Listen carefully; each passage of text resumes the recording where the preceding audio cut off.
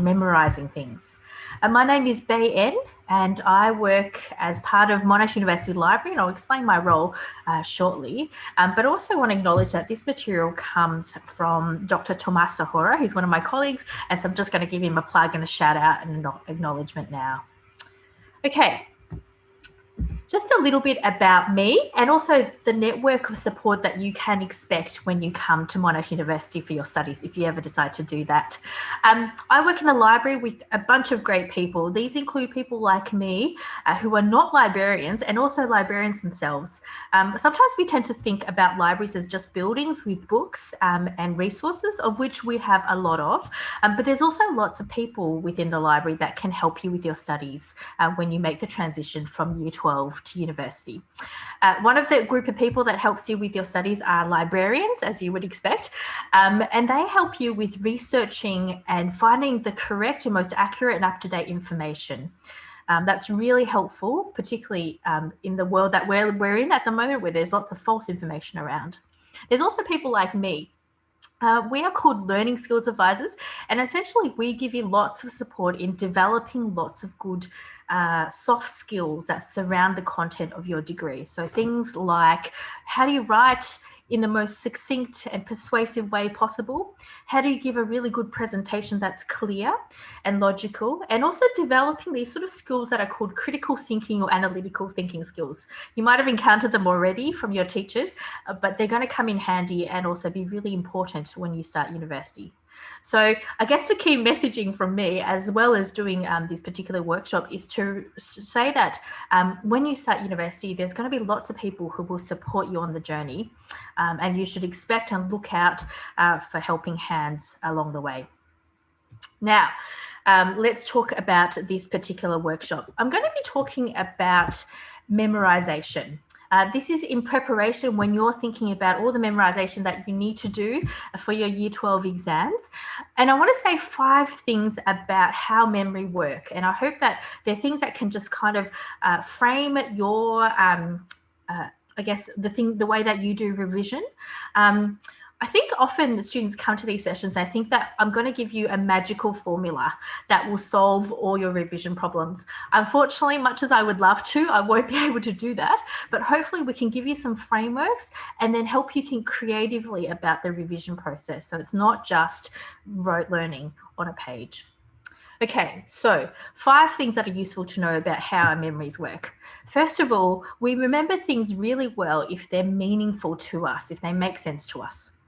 Secondly, we remember things if they're visual. Our brain loves images.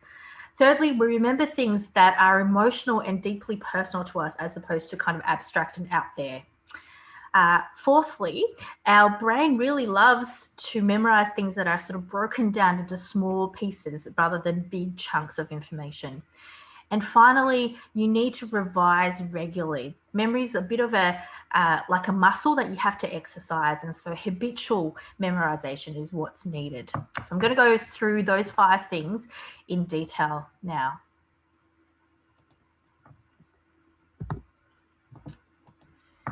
Okay. Memory needs to be meaningful. So this is thinking about when you're trying to memorize lots and lots of information, maybe it's lots of dates for history or big quotes for English or strings of terms of biology or psychology, it needs to make sense to you. You need to kind of know where it sits within the context of what you're studying, and you need to be able to sort of confidently be able to explain it to somebody else that's talking to you. So one of the key things that you could do in order to make things make sense to you is to ask the material lots and lots of questions, bombard it with questions. Start with questions like what, so what is it? And then move on to questions like how does this work? How does it happen? And then questions like why. So why did this event occur? Why am I using this particular quote? What does it signify about the particular English text or something like that? So make sure that you actually understand what you're trying to learn is probably the key takeaway point. So this is quite different from rote learning. So I think we're all really good at rote learning actually, because it's just a list of things. And sometimes we can just cram that in the night before an exam and kind of spit it out, but it doesn't stay in our long-term memory. And it's not going to make any sense to you if you're preparing for something now that you need to sit an exam for at the end of the year, for instance. So thinking about how do I make sense of the material and understand it as well as I possibly can, because that helps it stick into your head. You might also want to use something like structure to help you memorize and organize information.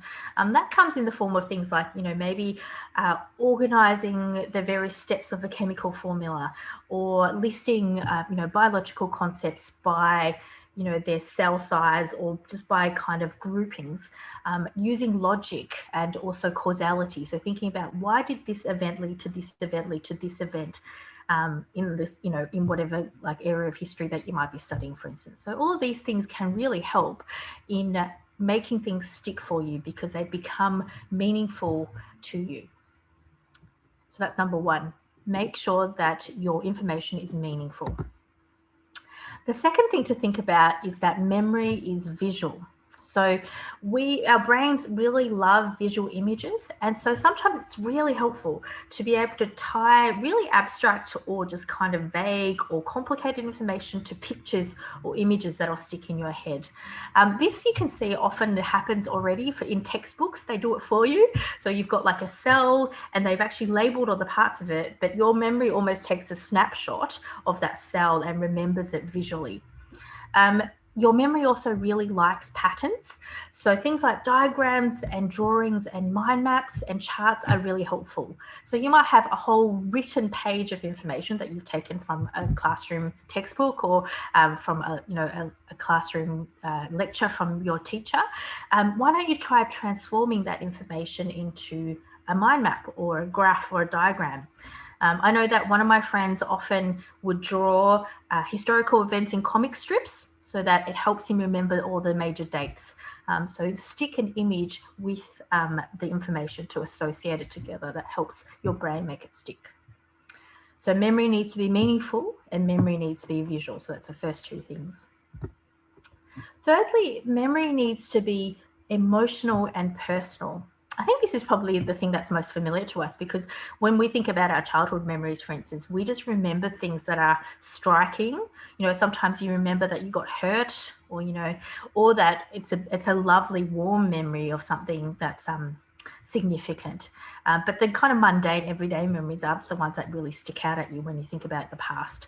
That's very similar when it comes to revision as well, that somehow or other you might need to try to find ways to make abstract out there facts that you're learning for your VC, make it relevant and emotional and personal. So you could do that by using some crazy striking images. There's a couple of Facebook pictures that I've become aware of where someone's actually superimposed German vocab items on top of pictures of cats doing crazy things. So that might sound crazy to you, but it actually might help in terms of memorizing kind of unfamiliar items like vocabulary in another language. But you've got these sort of crazy pictures, and then you sort of remember the pictures and then the words that are associated with it. So memory is something that needs to be personal and emotional. And if you can attach an emotional or feeling to something, that really helps in making sure that it sticks in your long-term memory. The other interesting thing about our brains is that we can't hold on to long strings of text or numbers or information. It just doesn't work. So if you're trying to sort of cram 12 pages of revision notes in your head before the exam, it often doesn't work. It doesn't work because we like to memorize things in small chunks. So you might have that sensation where you can do the 8 numbers on your phone or the 9 digits on your mobile phone, but anything beyond that, often that becomes really hard. So you need to think about how you can maybe organize the information. So chunk it up. Think about having sort of some key ideas maybe. Let's just say that you're trying to memorize a whole bunch of math formulas. Maybe think about, what are the key formulas and how do you apply them?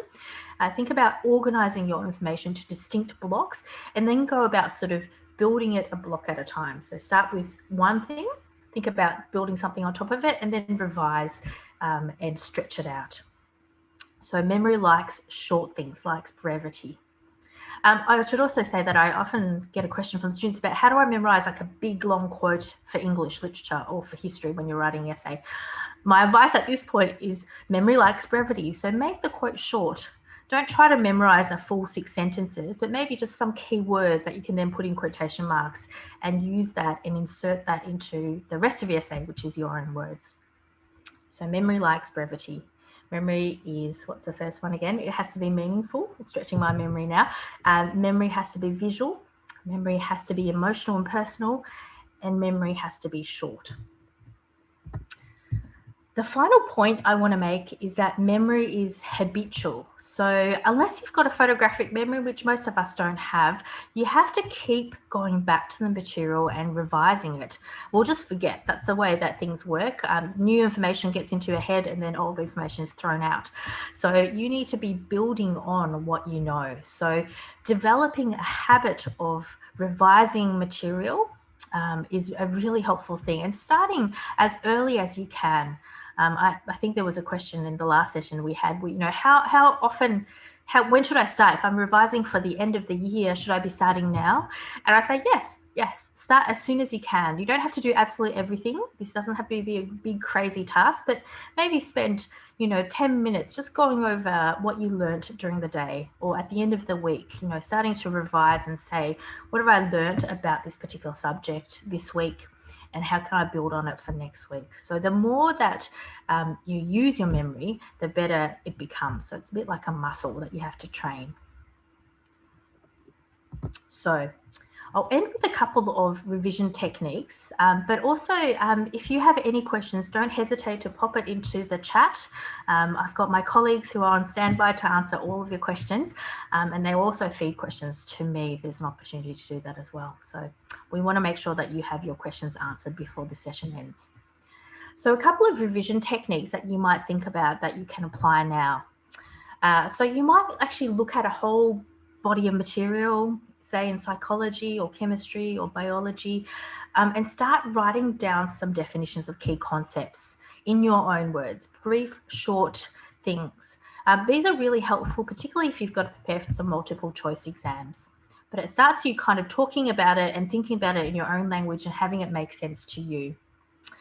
Then you want to maybe do something a bit bigger picture, which is to sort of say, why does it matter? How do these concepts relate to each other, and how do they maybe help explain a larger idea that I'm learning about in psychology or biology or something?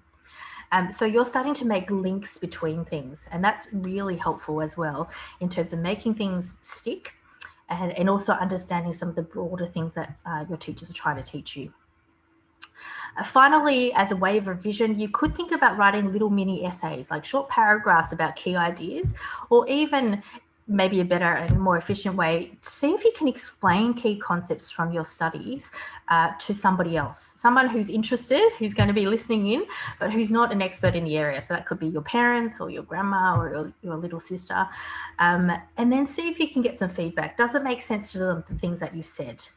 Often if we have to get into the mode of teaching something to somebody, it really shows whether we've actually understood the material and whether we've locked it into our brains in terms of memory. Okay, I'm going to wrap it up there. So 5 things: make sure information is meaningful, visual, emotional, condensed and organized, and habitually revise things. Those are some of the things that help things stick, and hopefully you can find some strategies. Be creative, see what it works for you, and try lots of different things from now until the end of until your exams, and see what sticks. I'm going to stick around and see if there's any questions that come up. I've just got a message saying we're going to stay in the chat, but you can also exit and go to the booth, and there'll be people who's ready to answer questions. Thanks so much for listening. I hope this has been of some help, and all the very best for your studies, especially during this difficult time for us. Bye.